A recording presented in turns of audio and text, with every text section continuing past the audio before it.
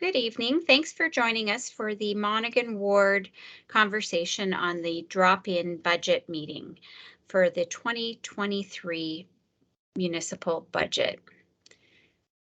We will be looking through an agenda of welcomes from the finance chair and vice chair. There will be a brief presentation by the city's finance team, and then there will be an opportunity to ask questions or comment on the city budget. Since this is an online vote meeting, we ask that you please stay muted and have your cameras turned off during the entire meeting unless you're invited to speak. And when you're invited to speak, please feel free to unmute yourself. To ask a question or share a comment, please use the raise hand feature if you're joining by Teams, or use *5 to raise your hand if in the meeting if you're calling in by telephone. Please remember to lower your hand after you've shared your comment or question. And again, it's *5 to lower your hand if you're calling in by phone. We will try to call on people to share their questions or comments in the order that the hands have been raised. Please keep your questions or comments to 2 minutes or less. Okay, I'll pass things over to the Chair of Finance, Councillor Keith Riel. Thank you, Sharon. Thank you for joining us today's budget consultation meeting. This is the start of the budget process. Before the city starts putting together the recommended draft budget for next year, we meet with residents to talk about investments in service and infrastructure.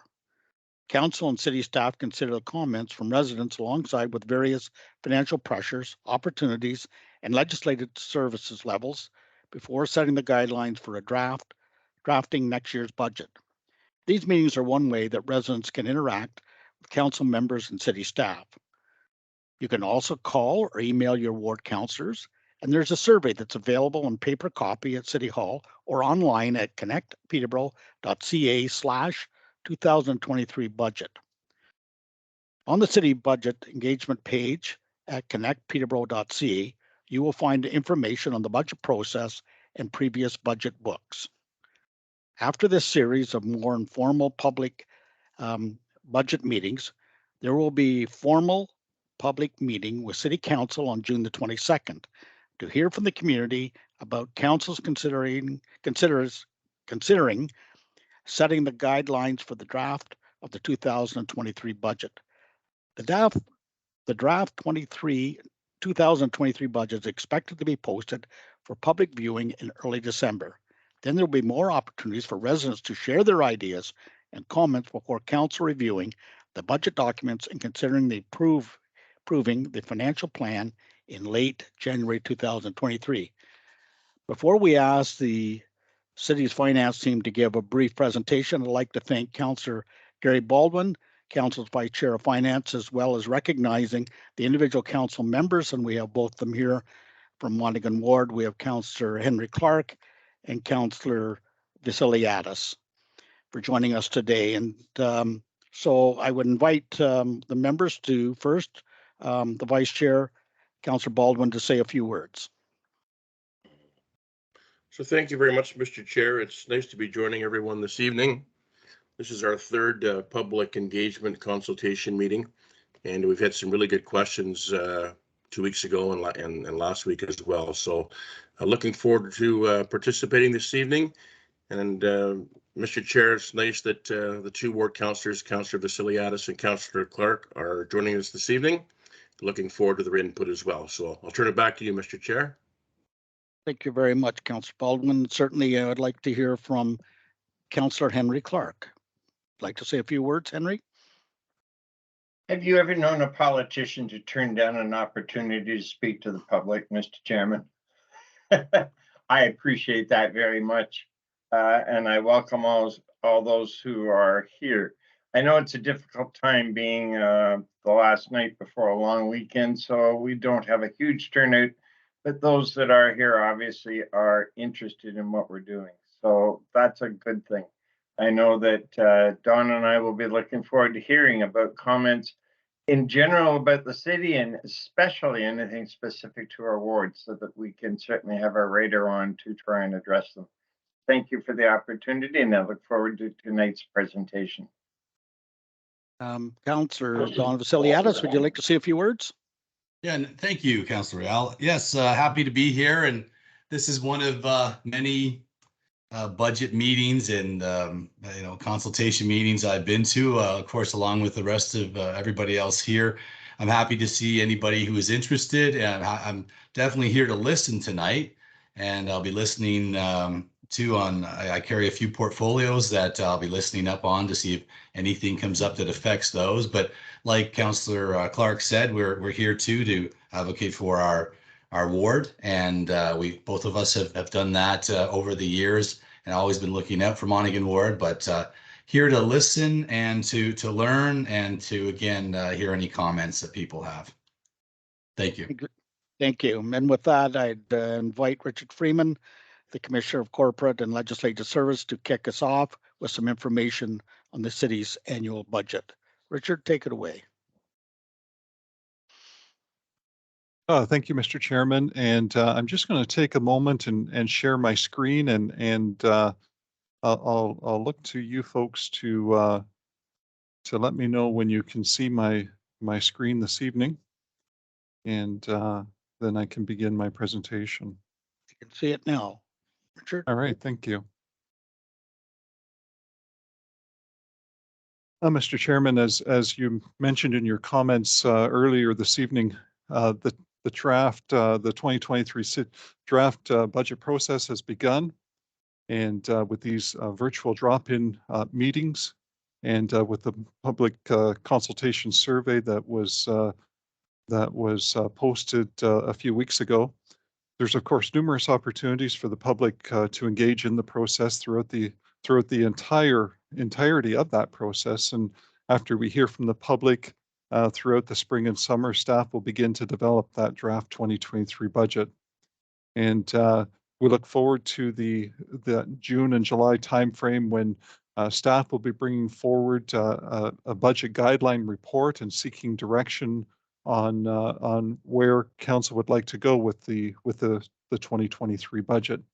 In the fall, staff will finalize the draft budget, and we'll be presenting it to the Finance Committee on December 5th. And you can see in the slide here that I have posted here this evening, there's a number of opportunities that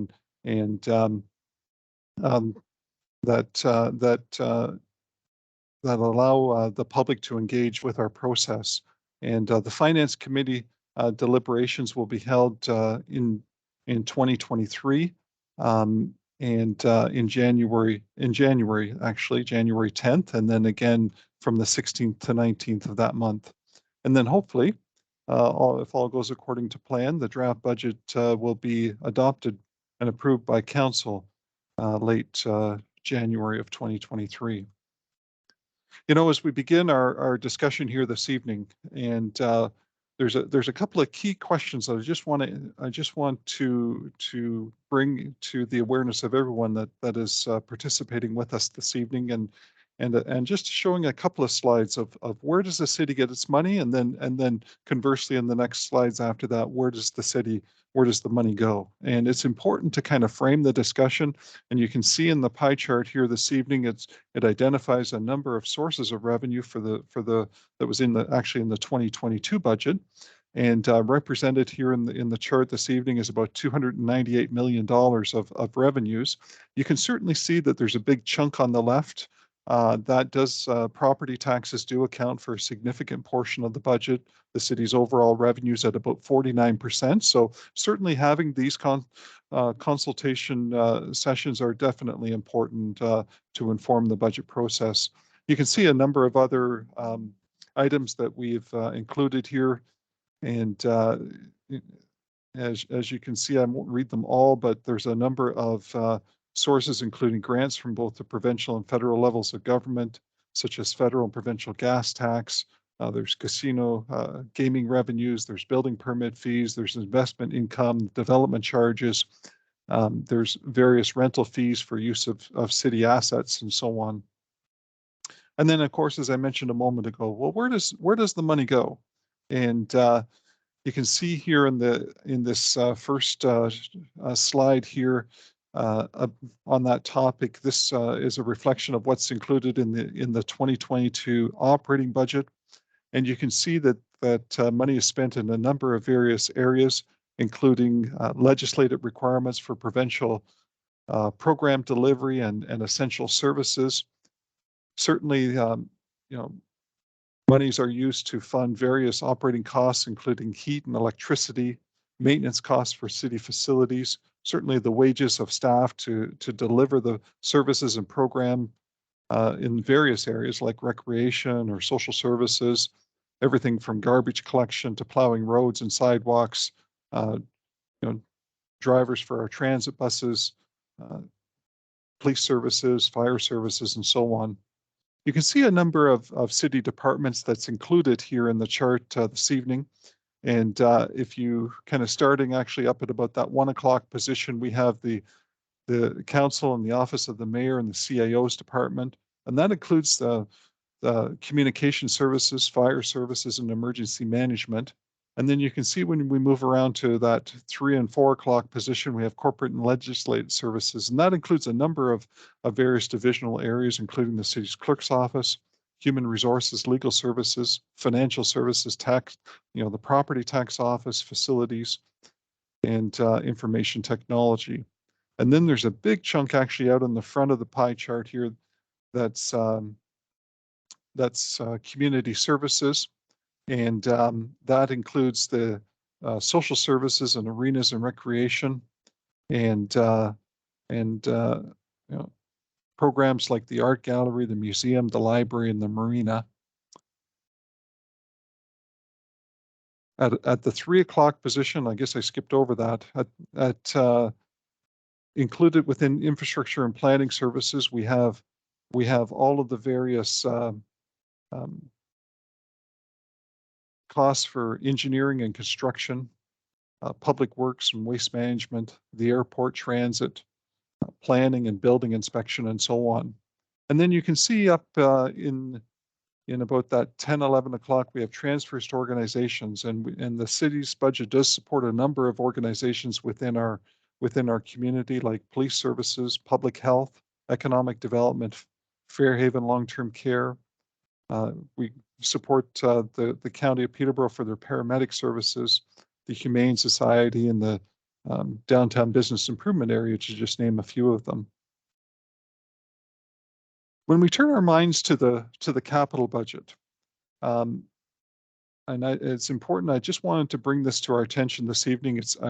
And just speak a little bit to where the dollars go on the capital side, because I find that's a very important slide. There's about our 2022 capital budget actually is about $94 million. So a very robust capital budget for 2022. And you can see that certainly the bulk of it, and you can see it here in the green section of the pie chart this evening, goes to infrastructure planning. So those core infrastructure assets like roads and bridge construction, storm and sanitary sewer networks, the purchase of major pieces of equipment, and so on, and which is very important to keeping the city's assets in a state of good repair. And then the next key section is the corporate and legislative services, and we have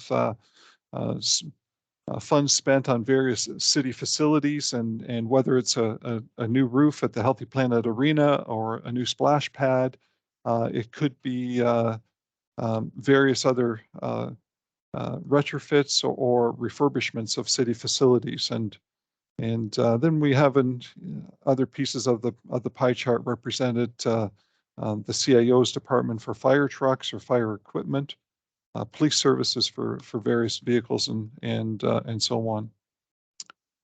Mr. Chairman, as we begin to turn our minds to the 2023 budget, and there's a number of considerations that we're already at the staff level turning our minds to. Obviously, a key one is what are the priorities in the community, and that's what certainly the budget drop-in session is all about this evening.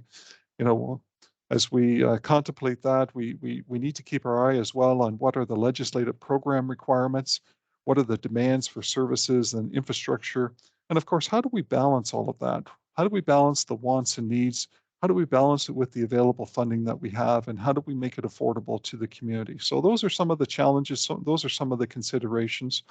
Typically, there's a few things that bubble up, of course, that every year that kind of rise to the top in terms of grabbing our attention. I just want to focus in on mention three things here this evening. And certainly the first one, it's not a new topic, but it's a very, very important topic. And that's continuing to invest in our infrastructure. And certainly council in past years has approved a capital financing policy. And that policy allows for a maximum increase to our rate of 1% to infuse and enhance new monies into the capital program to support the infrastructure improvements that we make. And of course, that's very, very important. So as we can turn our minds to 2023, what does that mean? And certainly just, even at this very preliminary level, as the budget team have given some consideration to that, we collectively would like to be in a position where we would like to at least recommend a 0.5 or 0.5% increase for 2023 to keep addressing the critical infrastructure needs in the community. Mr. Chairman, we all know what's happening at the pump, and when we go to fill up our vehicle, and I know that the impacts of climate change, of course, are very important to members of council and our community. And I know just earlier this month, actually, council at the committee level endorsed a report to continue to put more vehicle charging stations in our local community, both for use by fleet vehicles that the city uses, but also for members of the public. In the meantime, of course, we still have to fill up our vehicles, and we know that the price of fuel has risen recently. And as we turn our minds to what does that impact look like for 2023, we estimate this, that impact right now, and it's at a preliminary level. We realize there's a lot of volatility, in the world markets, but we're estimating that impact to be about $1 million for our 2023 budget. And just to put that into perspective, for every penny that goes up in the price per liter, that means about $30,000 impact into our operating budget. So a very significant impact with what's happening with the price of fuel these days. And then the last one I'm going to mention this evening is what's happening with insurance costs. And it has been a concern the last couple of years. And you can see I've noted on the slide here this evening that if I just look back the last 2 years from 2021 to 2022, well, we've experienced about a 76% increase in our insurance premium costs. And as we have been having conversations with our insurance broker, they're already indicating and messaging to us as a budget team that, you better be prepared for possibly a further 20% increase. So that's a very substantial impact. That 20% probably represents about $465,000 in terms of the 2023 budget. So a very substantial increase once again. And then just very quickly, as I kind of wrap up my presentation here this evening, I'd be remiss if I didn't mention and refer to the city's webpage. We have a wealth of information about the budget on the city's webpage, and there's a great section there, numerous pages that you can find information about the city's budget documents, previous budget documents, and they're just a wealth of information within a few clicks. Certainly we can get information about what's happening with the public consultation survey, these public drop-in meetings. We have web pages here that shows where tax dollars are spent and where the city gets its money. In fact, like this slide actually breaks it right down to an individual property. So a homeowner can look at their assessment. They can go to this web page and they can see exactly what they are paying for each of the municipal services that they are receiving. And then lastly, and just very quickly, I'd be remiss if I didn't mention the budget survey that's posted and available for completion. And please take a few moments either this evening or in the next few days to complete our 2023 budget guideline survey. That would be very helpful to inform our process. And so with that, Mr. Chairman, I'm going to turn it back over to Sharon this evening. Thank you. Thanks, Richard. This is the stage in the meeting that we welcome questions and comments from our participants. As a reminder, please raise your hand if you'd like to speak and keep yourself on mute until we call on you to speak. You also have the alternative of entering your comments or questions through the chat feature, and you can access the chat feature depending on whether you're using your computer or your phone. On the computer, the chat window can be accessed by clicking the chat icon at the top of your screen. If you're on a smartphone, you can access the chat window by clicking the 3 dots in the toolbar at the bottom of the screen and then selecting chat. So I'll just open it up if any participants have any questions.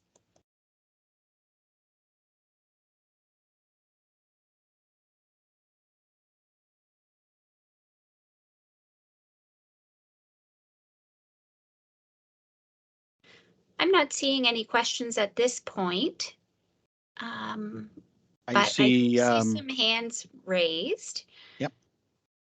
Gary, do you want to call on them in the order? Oh, Matt has now got his hand raised.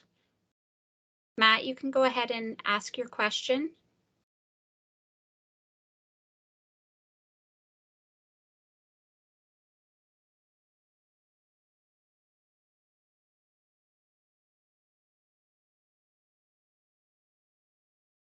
Matt, you're not muted, but we can't hear you at this point.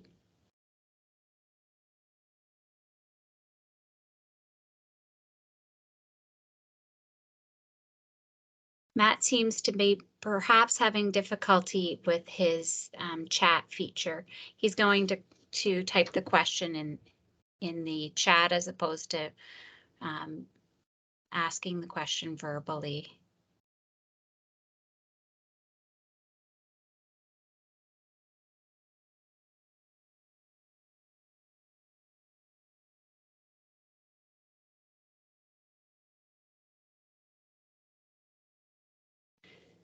Matt asks, would it be possible to explain the jump in the insurance costs from last year to this year?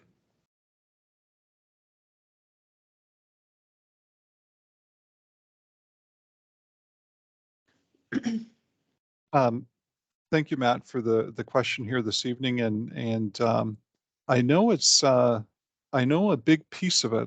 I think there's a couple of key reasons for what's happening with insurance, and first of all, that there's less underwriters willing to insure municipal assets, and that's not a Peterborough problem. That's happening right across Ontario, and all municipalities are, and in fact, right across Canada probably, but there's less underwriters willing to underwrite municipal assets and insure them. And so there's an absence of competition. And so I think that's putting increased pressure on the rates. And the other thing that's happening is that just worldwide, there's a hardening in the insurance markets. And I think part of that is that as we know from the news media and so on, there's been lots of significant weather events happening, whether it's in various places out west or down south, and or even in different countries, and those those events are all impacting premiums. And so it's not just happening. I know it's not just a municipal thing. I think it's a fairly common thing that's happening with just auto premiums and home ownership insurance and so on. But definitely in the municipal markets, there's a hardening in the markets. less underwriters willing to insure those assets. So hopefully that answers your question.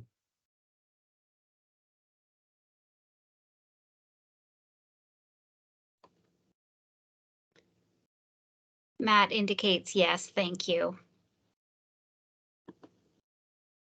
Councillor Clark, you have a question? I do, and it may not be one that it may be too early in the process to answer, but Richard, do you have an early estimate of about 1% will be?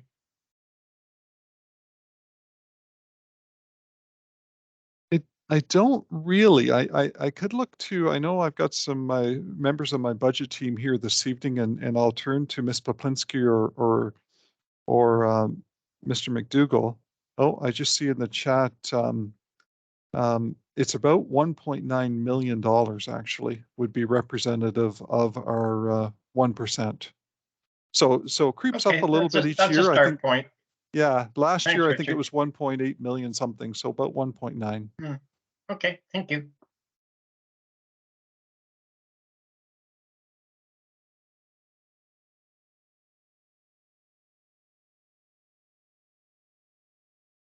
Keith, I see your hands raised.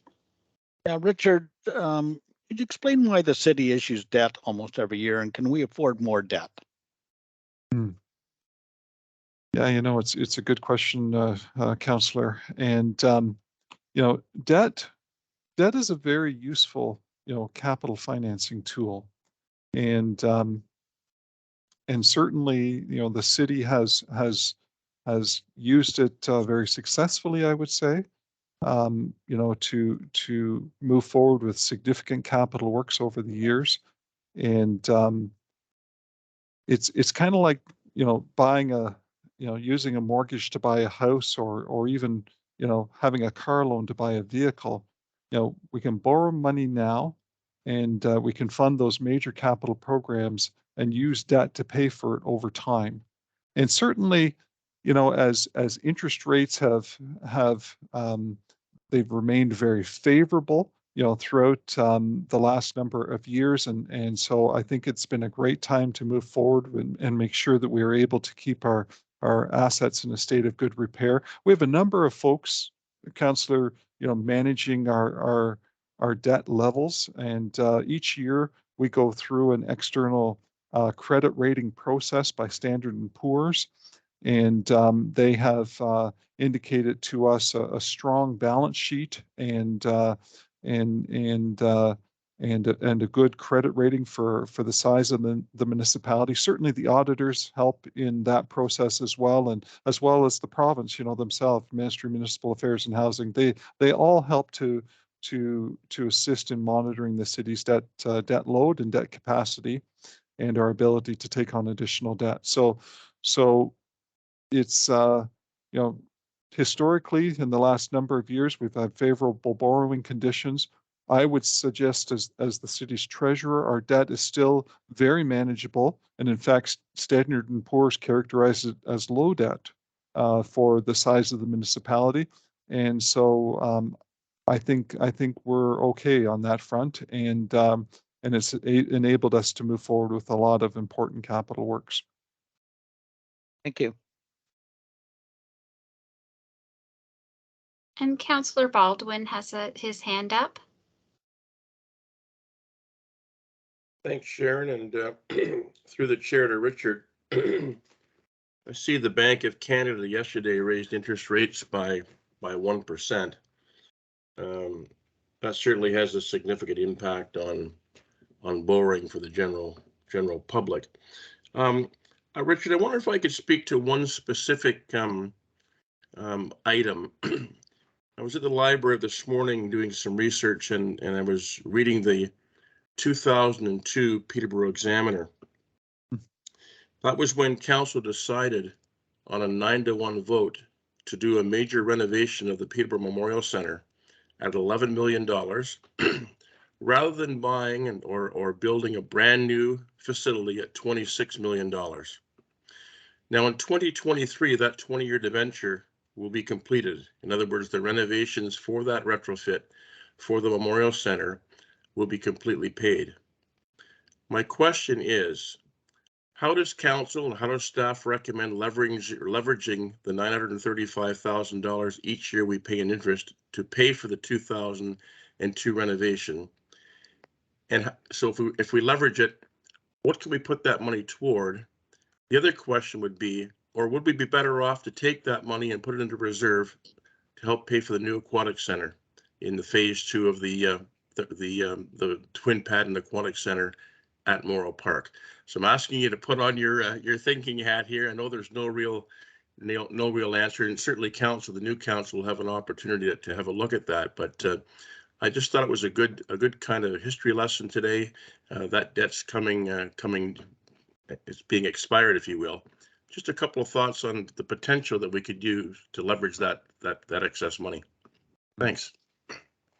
Yeah, so a couple of thoughts come to mind, you know, and it's a great question. It's a good conversation to have. And I guess one of the thoughts would be is that interest rates are edging up. And so what I think might be, you know, and obviously we would need to do need to do a bit of financial modeling. But I think what's important to keep in mind is, as you know, we're in a state, and you mentioned it there in your opening comments, that you know the Bank of Canada is edging those rates up. They want to, you know, for various reasons they want to you know keep a rein on inflation, and certainly that is definitely something we need to keep our eye on. But we could repurpose that debt now and recapitalize that, or take that same $935,000 and go out and borrow the funds and move forward now. And I think of the, you know, we're building a new arena. We could go right out and without increasing, you know, the cost to the taxpayer, we could convert that dollar value into about 7.9 or almost $8 million of debt. So we could use that now. We could move forward with $8 million of capital works, whether that's the new twin pad or any other capital works, without asking for the ratepayer to pay off, you know, to pay more monies. And so I think that is one consideration. Certainly, to your point, should we be putting it away in the bank? Well, that is definitely, you know, we could consider doing that. That will be, as we know, there is the time value for money there, and that, you know, the buying power of that money's, even though we're going to put it in the bank, erodes over time. And so, you know, there's going to be a lot of pressure to move forward with projects now, as opposed to later. So there's definitely you know, it's hard to determine, you know, hard to know exactly where to go with that. Probably, and just as you know, at first blush, I probably would suggest maybe considering repurposing the monies today and moving forward with something sooner rather than later. But definitely there's value in considering saving it for a major spend like a new aquatics pool. So Sharon, just not sure if I was totally able to answer that, Councillor, but hopefully that's a little bit of consideration there. No, it was a fulsome answer, Richard, and I appreciate that. And where I was going with this, we you know, we sold PDI, and we haven't invested that money. We haven't invested the money yet. We've been putting that money away in reserve, and as the people who are listening in know, that the interest on that is going to be spent on capital. So I guess the question would be, you know, if we take this $935,000 and repurpose it and combine that perhaps with some of the proceeds from the sale of PDI, A, we could take on a big project, or B, we could repurpose that money and maybe move ahead on several smaller projects that would be of benefit to the community. So I just kind of put that out there. We've got a couple of things you know, that we have to decide on, the new council will have to decide on, but those two combinations of the PDI proceeds and the expiration of the debt for the Memorial Center 2003 renovation, I think could be viewed as very positive moving forward. So I'll just throw that out there. Yeah, Thanks again, no, Richard. thank you.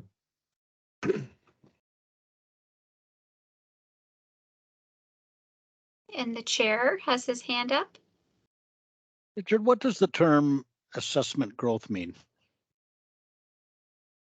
Oh, Councillor, the assessment growth refers to new assessment values within the city due to developments like new homes or additions to homes and real bricks and mortar growth. And with that, there is additional property taxes paid to the city for so those same services that existing taxpayers receive. If everything else were to remain the same, assessment growth actually helps reduce property taxes, for each property in the city. So certainly when we see new homes being built or an addition being put on a home, that's very important to our budget process. And sometimes that we don't necessarily see it that way, because there's so much happening in our budget. And if, we often aren't able to isolate just that one piece, but the budget team tries to do that. They try to estimate what's happening with real bricks and mortar growth and give an estimate of how that has impacted, positively impacted the city's budget each year. So a very important piece of our budget program and revenue. Thank you. And Councillor Clark? Yeah, I'll cancel that one. Thank you.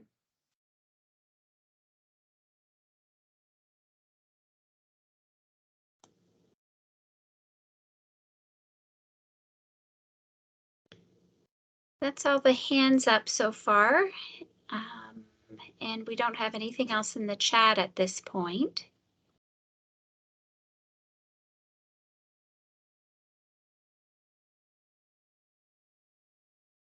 Okay, I'll ask a question just so we can keep the conversation going.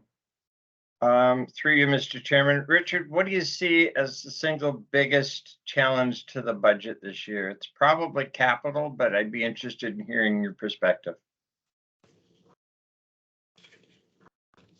Mr. Chairman, the councillor probably is correct. It probably is capital. And I know that, we want to continue to make investments in our capital program. We want to continue to, keep our infrastructure in a state of good repair. And we've been able to really move forward with on a number of fronts. And I know that council has put a lot of monies invested into infrastructure like repavement, pavement preservation, and resurfacing of roads. And so probably capital. And then the other thing would be, and that I mentioned in my presentation, Councillor, would be just that the fuel costs and the impact of fuel. And we all know what's happening here with the price of energy in the world markets. We're subject to those same financial impacts as any other resident in the city of Peterborough. And it's a very volatile budget line that we have, and a very substantial increase. So something definitely to keep our eye on as well. So those two things, capital and fuel, probably. Mr. Chairman, may I ask another question? Absolutely. Richard, I get what you're talking about in terms of the cost of fuel. Would you as our head of finance and or the staff view that as an incentive to move further away from carbon-based fuels and look more seriously sooner at some of the others based upon the fact that we are doing a study for alternative fuels? Does that give us an added reason to look at, and I'm not presupposing because there's hydrogen, there's electrical, whatever. Does that give us an added incentive to try and get away from diesel? Well, I think, Mr. Chairman, it certainly does, and it certainly is a conversation that we need to have, and I know that it's an important conversation with council, and I know that as we consider other alternative fuels, regardless of what it is, we need to make sure, and I think particularly of our transit fleet, where we need to have the infrastructure that would support whatever that alternative fuel is. So it's not just as simple as let's start buying electric buses. It's just not, you know, I wish it was. I wish the answer was that simple, but you need the infrastructure to be able to then support those electric buses. And so you can't have the, you know, the cart before the horse, right? So anyway, I certainly think, to your point, you know, it certainly does cast you know, it is a, you know, it is a consideration. It does bump it up in terms of priority, and I know it will be an important consideration for council going forward. Thank you.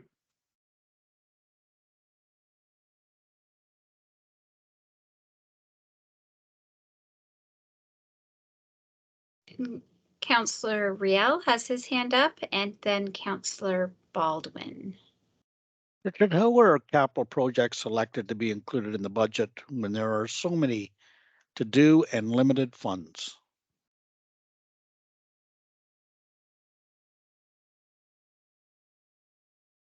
Oh, thank you. It's a great question, and each year we spend you know, a lot of time going through and making sure that what is presented to council in the in the draft budget is appropriate.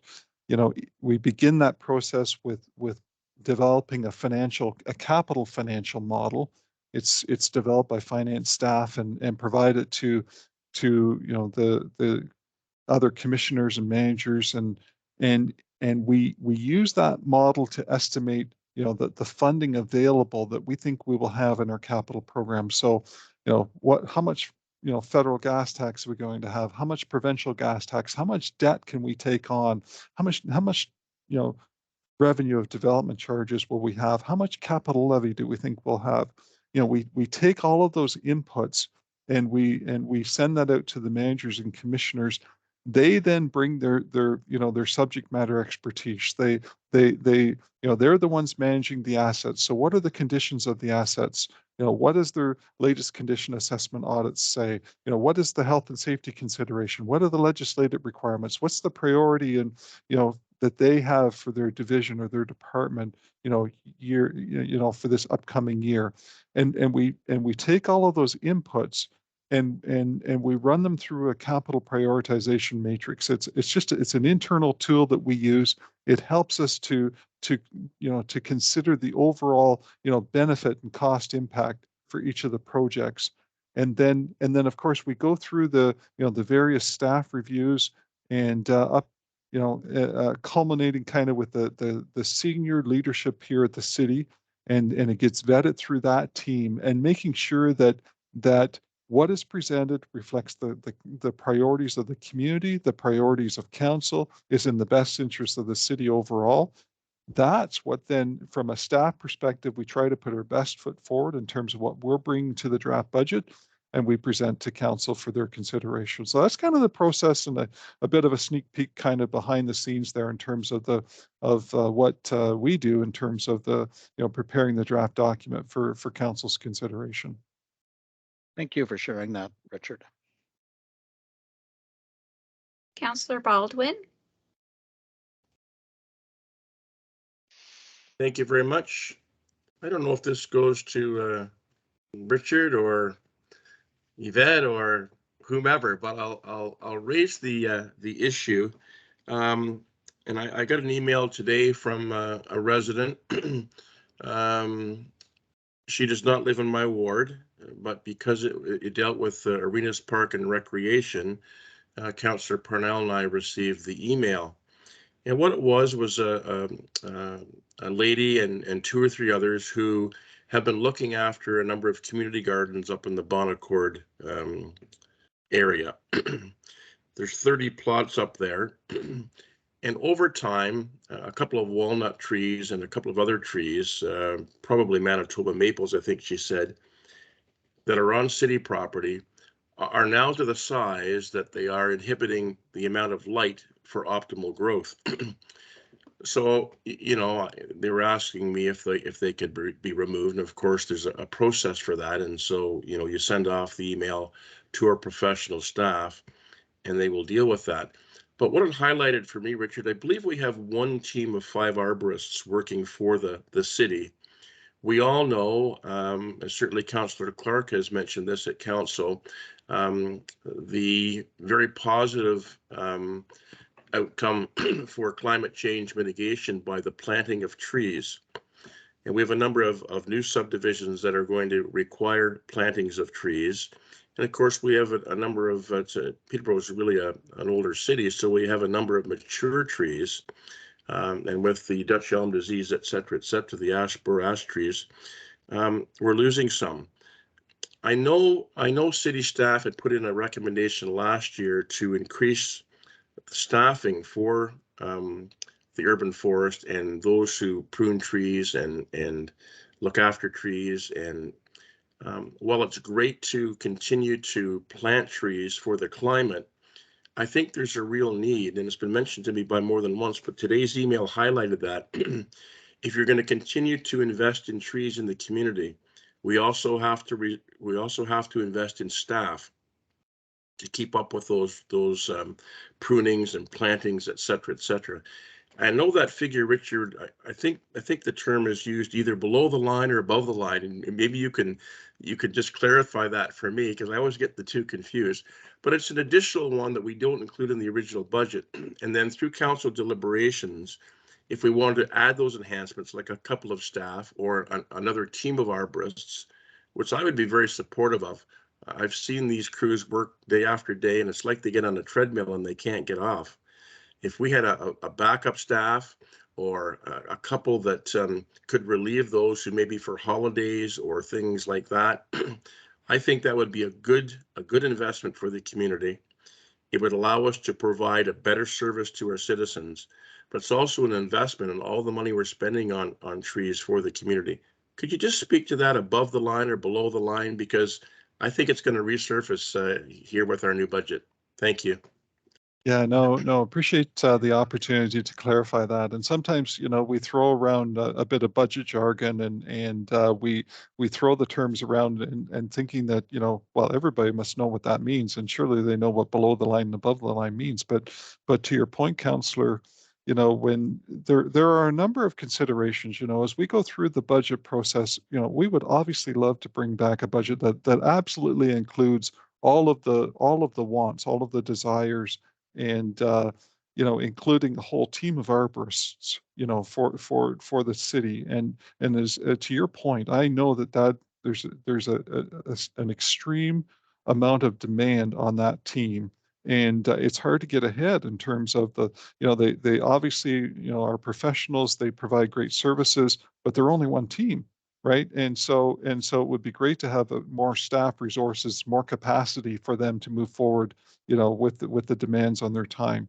And so often, but that's only one area, right? And so you take that same concept throughout the whole budget, and there's a number of areas. And the reality is, as much as we'd like to bring forward all of the asks and reflect all of the needs in the draft budget, the reality is we simply can't, because we have to. Somewhere in there, you have to ask yourself, well, what can the residents, what can the ratepayers afford to pay in terms of an increase? And so with these items that are on the radar, but yet are not able to get included in the budget, they're on the radar, but not included in the budget, we call them below the line, so that we bring them to council's attention, and then we let council decide, hey, these are needs, they're real needs, they would have real positive benefits in our community. And council weighs in on whether or not they want to see it brought into the budget. If council makes a decision to move forward and include it, then we bring what we call below the line item into the budget, above the line. And so last year there was a number of items on that list, things on the radar, but not included unless council makes a specific decision to do that. Thank you. Thank you very much for the clarification, Richard. I'm going to remember that this year. Below the line, below the equator. I get it. But I think it's a good discussion to have, because there, as you say, there are a number of wants, and the wants quite often, depending on your perspective, they're really needs. And we all have a different perspective on what the priorities are. And that's the beauty of council, working together and coming up with a good budget that's a compromise for all the wants and desires that we have, but making sure that the taxpayer has the ability to pay. So thanks very much, Richard, for your comments. Thank you. Councillor Clark. Thank you. Yeah, Councillor Baldwin just asked a great question. So I'm going to throw one at Richard that may be impossible to answer, but tonight's the night for those. Excluding capital, Richard, what's the order of magnitude of the below the line S on average in any given year? Well, actually, Councillor, I'm going to ask Ms. Poplinski if she would jump in there, or Mr. McDougall, and I think they probably are a little bit closer to that and would be able to answer that. So I'm going to defer to one of those two. Thank you.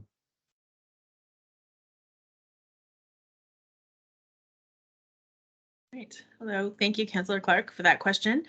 The total below the line for 2022 was about $1.5 million. And that is operating strictly. So Okay, is that, 0.75% or so, roughly. yes. Yeah. Yes, approximately. Okay, close enough. It varies from year to year depending on the requests. Yeah. But yeah. Okay. But that's actually after you have pounded and hammered and cut Yes. and chopped, isn't it? Yes, it is. Definitely. Thank you. Okay. You're welcome.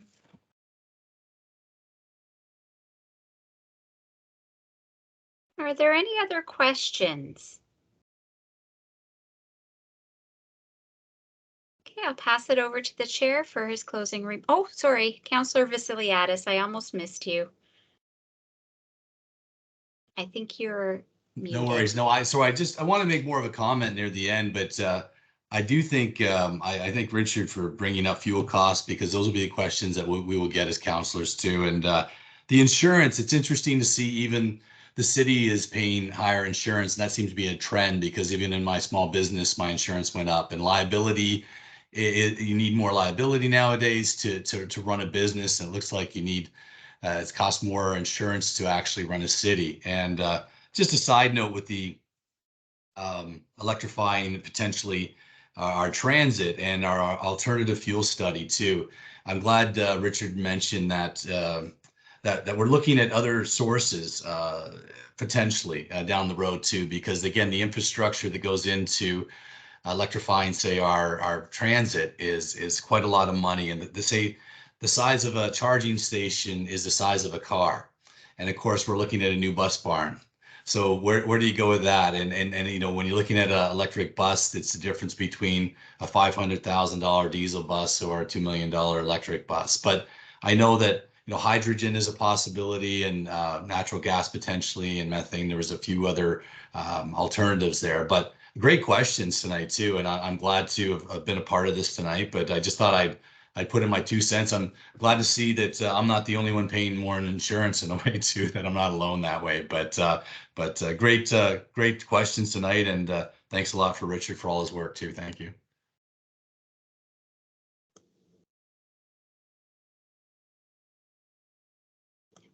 Okay, passing it over to the chair. Thank you for joining us today. The recording of the presentation will be posted on the budget engagement page at connectpeterborough.ca/2023 budget for people to watch when it's convenient for them.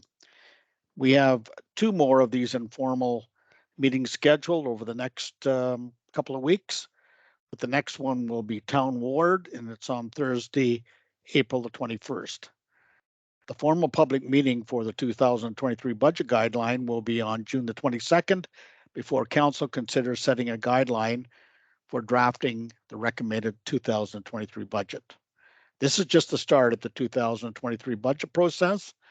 The draft budget is expected to be released for public review on December the 5th, 2022, with more public meetings in January 2023 before council considers approving the plan in the late January 2023.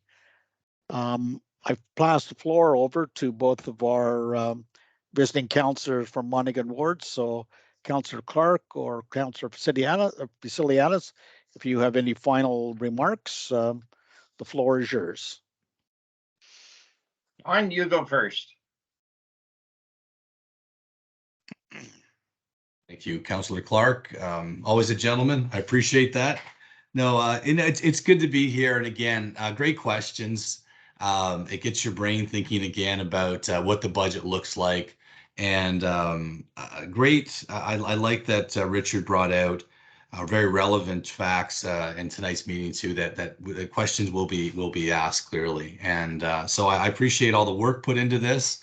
Thank you to the chair and the vice chair too for being here. Always a pleasure to be on one of these engagement meetings with you. And yeah, thanks. And I look forward to looking at the budget down the road and making sure that you get value for your tax dollar. Take care. And from myself, I want to thank everyone who took part. I appreciate in particular the opportunity to interact with the staff and the chair and vice chair on subjects that we will be all having to look at carefully for the budget. So thank you again, and I hope you have a great weekend. If you haven't done so already, please fill out the budget survey at connectpeterborough.ca /2023 budget. And with that, thank you and good night. Thanks, everyone. Have a great Thank you. weekend. Night.